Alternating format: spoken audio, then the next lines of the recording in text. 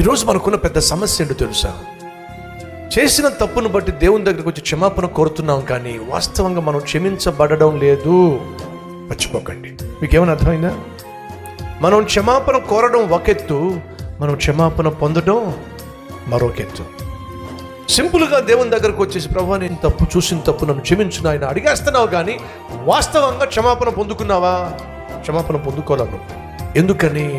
దేవుడికి తెలుసు క్షమాపణ కోరతావు కానీ మళ్ళీ వెళ్ళి అదే చేస్తావు, మళ్ళీ వెళ్ళి అదే చేస్తావు అని చెప్పి దేవునికి తెలిసినప్పుడు దేవుడు క్షమిస్తాడా?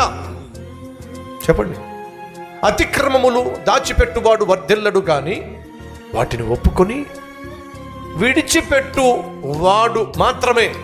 అతిక్రమములు దాచిపెట్టువాడు. దాచిపెట్టకండి మీ పాపిష్టి పనులు, దాచిపెట్టకండి మీరు చేస్తున్న తప్పును. ఏం చేయాలట?